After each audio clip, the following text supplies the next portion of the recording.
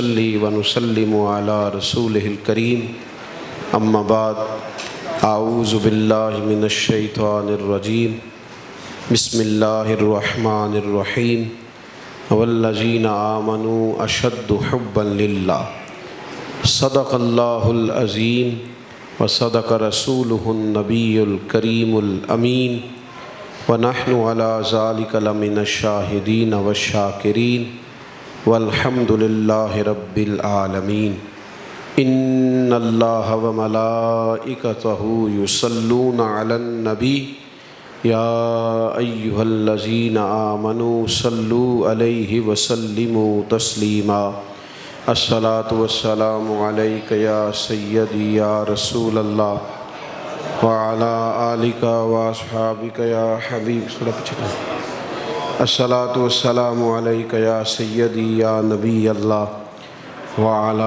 آلک واصحابک یا حبیب اللہ۔ حمد و صلاۃ کے بعد اللہ تبارک و تعالی کے فضل اور اس کی توفیق سے آج محفل میلاد مصطفیٰ صلی اللہ تعالی علیہ وسلم کے خوبصورت عنوان سے اس محفل پاک کا انعقاد ہے۔ اللہ تعالی ہماری حاضری اپنی بارگاہ میں قبول فرمائے۔ عزیز دوستو، اللہ تعالیٰ نے جب انسان کو دل دیا ہوتا ہے تو اس دل میں کوئی نہ کوئی محبت بھی ضرور موجود ہوتی ہے۔ تشریف رکھیں جی، بیٹھ جائیں بیٹھ جائیں، اللہ سلامت رکھیں، تشریف رکھیں۔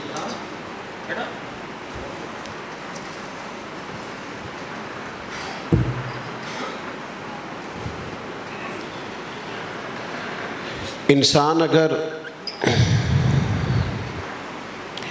اس محبت کو صحیح جگہ استعمال نہ کرے تو اس کا بہت بڑا نقصان یہ ہوتا ہے کہ اس کی روحانیت ساری بگڑ جاتی ہے۔ دل جب دھڑکتا ہے سینے میں،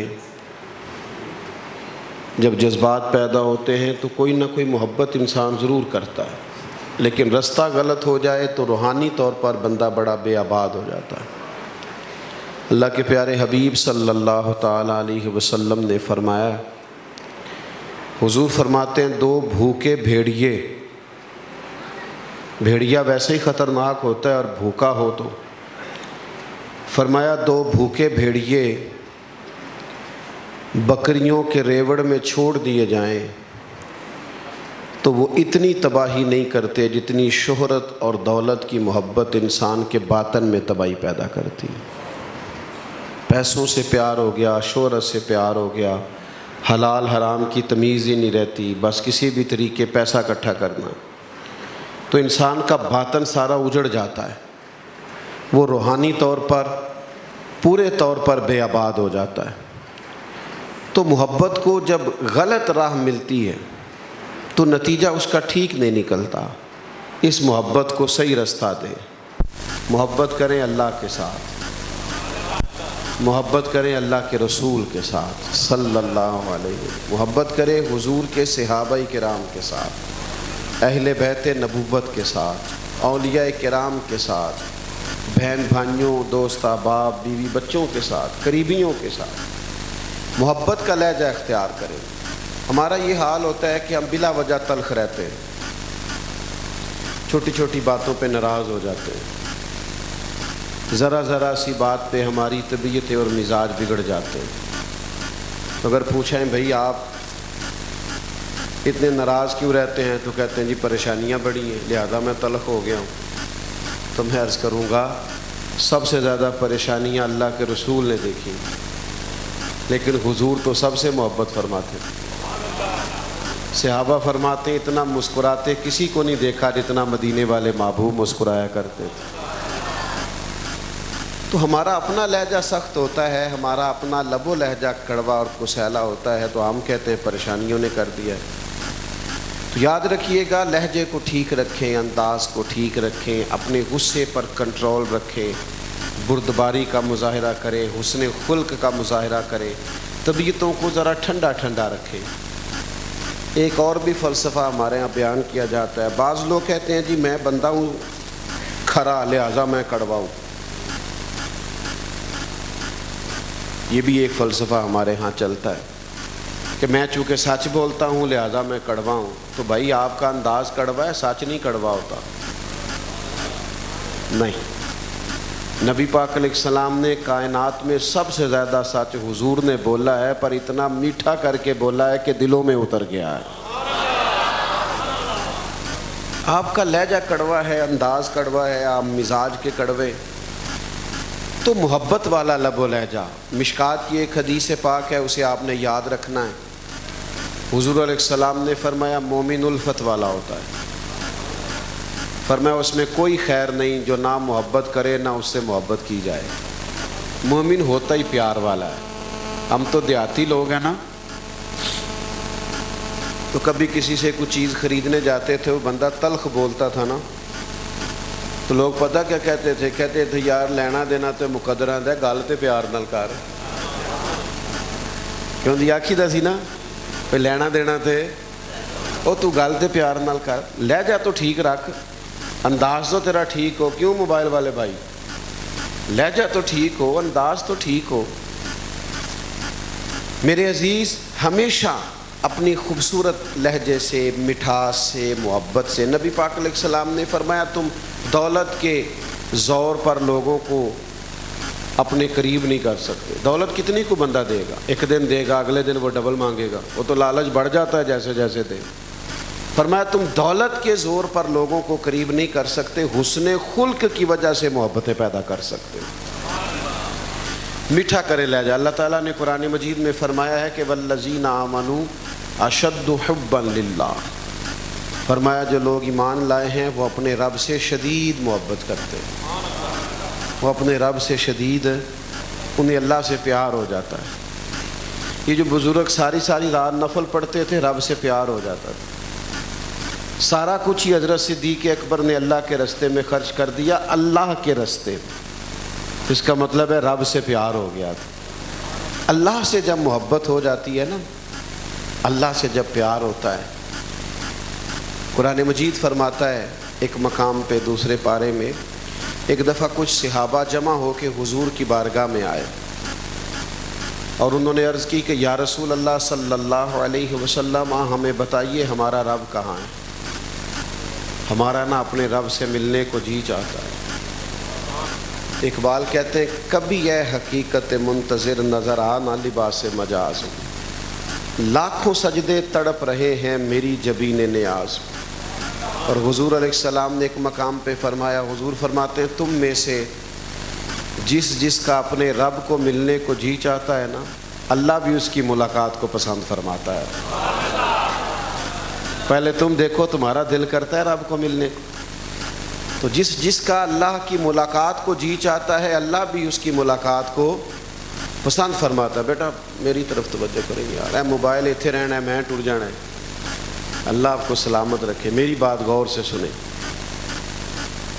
تو صحابہ جمع ہو کے آئے، عرض کی یا رسول اللہ دیر ہو گئی تسبیح پڑھتے سجدے کرتے، بتائیے ہمارا رب کہاں ہے؟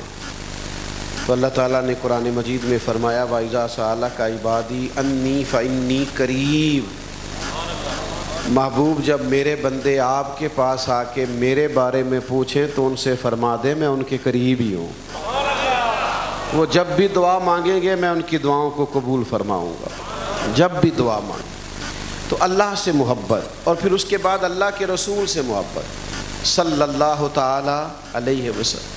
حضور فرماتے ہیں تمہارا ایمان اتنی دیر مکمل نہیں ہو سکتا جب تک اپنے ماں باپ، اولاد اور تمام لوگوں سے بڑھ کر مجھ سے پیار نہ کرو. نبی پاک سے پیار کریں، آپ یقین کریں بڑے سارے غم ویسے ہی بندہ بھول جاتا ہے.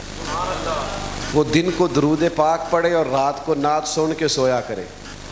نبی پاک علیہ السلام کی محبت کو اپنے دل میں جگہ دے، پیار کرے.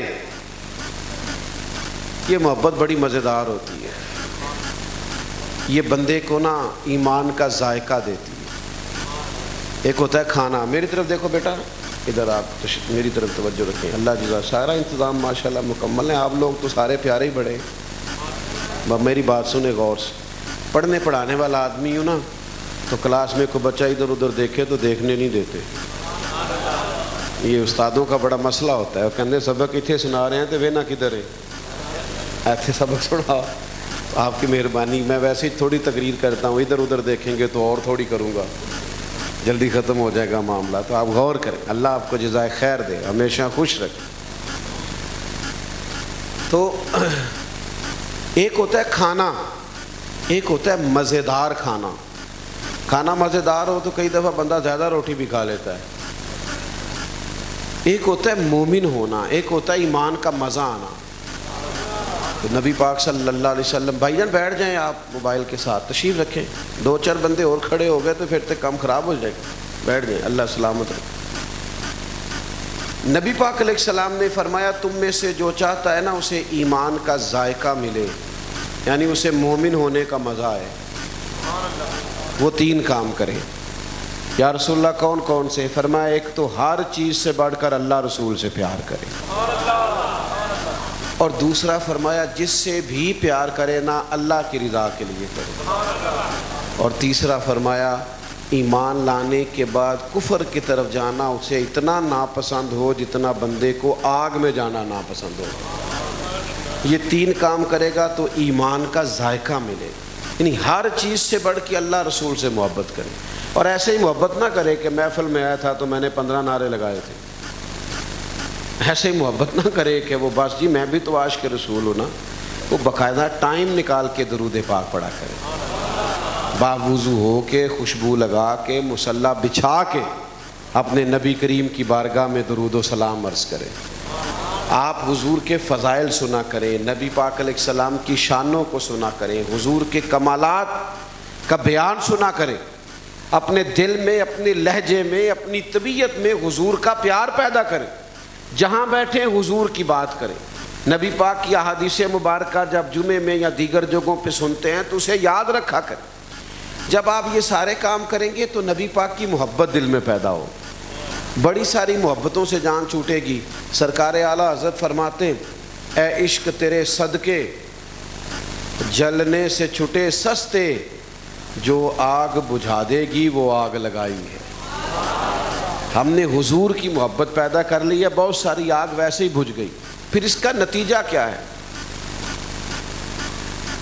اس محبت کا نتیجہ کیا ہے؟ اس کا نتیجہ بڑا حسین ہے. نیکیوں کا ثواب ہوتا ہے نا. 1 حرف قرآن مجید کا پڑھیں تو 10 نیکیاں ملتی ہیں. 1 بار سبحان اللہ کہیں تو 10 نیکیاں ملتی ہیں. 1 دفعہ الحمدللہ کہیں تو 10 نیکیاں ملتی ہیں. عبادتوں کا اجر ہوتا ہے نا, تو محبت رسول کا اجر کیا ہے؟ اس کا بھی اجر ہے. صحیح بخاری میں حدیث ہے, حضرت انس بن مالک رضی اللہ تعالیٰ عنہ فرماتے ایک شخص نے آ کے پوچھا یا رسول اللہ قیامت کب آئے گی؟ تو کریم فرمانے لگے تیری تیاری کیا ہے؟ قیامت کے بارے میں پوچھ رہا ہے, کیا کیا تیاری کی ہے قیامت کے لیے؟ تو عرض کی حضور نہ زیادہ نفلی روزے رکھ سکا ہوں, نہ زیادہ نفلی نمازیں پڑھ سکا ہوں, ایک چیز میرے پاس ہے. حضور نے فرمایا بتاؤ. تو عرض کرنے لگے یا رسول اللہ میں اللہ سے بھی پیار کرتا ہوں اور اللہ کے رسول سے بھی پیار کرتا ہوں. یہ تیاری ہے میری قیامت کے لیے. اللہ سے بھی پیار کرتا ہوں اور اللہ کے. اب حضور نے اس نیکی کا بھی اجر بیان کیا. نیکیوں کا اجر ہوتا ہے نا. تو کریم فرمانے لگے سن پھر تو قیامت والے دن اسی کے ساتھ ہوگا جس سے تو محبت کرتا ہے. اساں جے ہاں گناہیاں دا جدوں اعمال نامہ پھرول ہوئے, ذرے ذرے نے سامنے آ جانے جو جو منہ تھی بولیا بول ہوئے. اساں کول حضور دے بیٹھ رہنے لکھ عمل ترکڑی تول ہوئے, او دے کولوں کی رب نے حساب لینا جیڑا بیٹھا ہی محمد دے کول ہو صلی اللہ تعالی علیہ وسلم. تو حضور کے قریب کون بیٹھے گا؟ حضور فرماتے ہیں جو جس سے محبت کرتا ہے وہ اس کے ساتھ ہوگا. سیدنا انس بن مالک رضی اللہ تعالیٰ عنہ فرماتے ہیں 3 موقع زندگی میں آئے جب مجھے بڑی خوشی ہوئی. ایک اس دن جس دن میں نے کلمہ پڑھا, ایک اس دن جس دن حضور مدینہ طیبہ تشریف لائے, اور ایک اس دن جس دن نبی پاک نے فرمایا جو جس سے محبت کرے گا قیامت میں اسی کے ساتھ ہوگا. فرماتے وہ تو شخص چلے گئے اپنی بات کر کے اور جواب سن کے, تو میں نے بعد میں عرض کی یا رسول اللہ صلی اللہ علیہ وسلم میں اللہ سے بھی محبت کرتا ہوں، اللہ کے رسول سے بھی محبت کرتا ہوں، اور جناب صدیق اکبر سے بھی محبت کرتا ہوں، حضرت عمر فاروق سے بھی محبت کرتا ہوں۔ تو حضور فرمانے لگے بس جو جس سے محبت کرے گا اسی کے ساتھ ہوگا۔ تو اپنے انداز میں محبت والا انداز پیدا کریں، اللہ رسول سے پیار کریں اور صحیح والا کریں، اس میں بناوٹی رنگ نہ ہو، یعنی وہ فلاں سیاسی سماجی چودھری صاحب بڑے عاشق رسول ہیں، کیوں عاشق رسول ہے؟ انہیں تعاون بابا کیتا ہے نا محفل نال، تو عشق رسول ان کا اس طرح کا ہوتا ہے کہ وہ آتی دفعہ ٹوپی بھی کسی سے پکڑ کے لائے ہوتے ہیں، دہیں ذرا میں محفل تے جانا ہے۔ او بھائی وہ اصل عاشق رسول ہے جو سحری کے وقت آ کے مسجد کھولتا ہے، فجر کی اذان دیتا ہے، اللہ کے گھر کی صفائی کرتا ہے، وہ عاشق رسول ہے جو پنجگانہ نماز باجماعت پابندی سے پڑھتا ہے، اور حضور نے فرمایا نماز میری آنکھوں کی ٹھنڈک ہے، وہ عاشق رسول ہے۔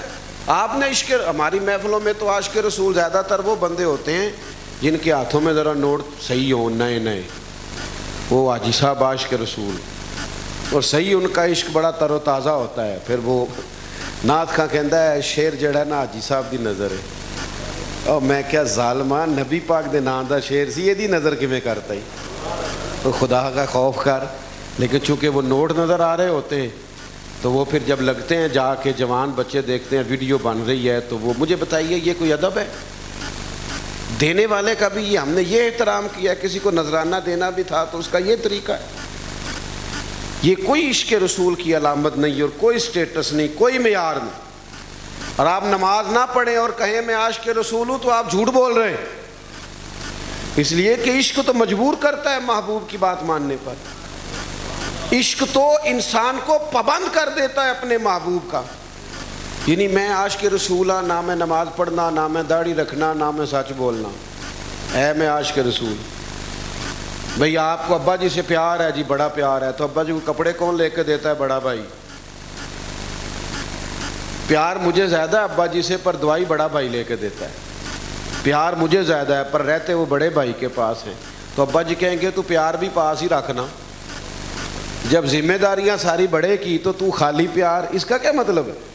عاشق رسول میں ہوں لیکن نہ مجھے نماز کا خیال ہے، نہ حضور کی سنت کا خیال ہے، نہ شریعت اسلامیہ کا خیال ہے، نہ میں حضور۔ دیکھیں نا نبی پاک کی سب سے پہلی ادا کون سی ہے جو مشہور ہوئی تھی؟ صادق اور امین ہونا، سچ بولنا، دیانتدار ہونا۔ بندہ سچ ہی نہ بولے اور کہ میں عاشق رسول ہوں، دیانتدار ہی نہ ہو۔ میں تو دوستوں سے کہا کرتا ہوں کسی بندے کے دیندار ہونے کا اس دن پتہ چلتا ہے جس دن وہ اپنے بچوں کی شادی کرتا ہے۔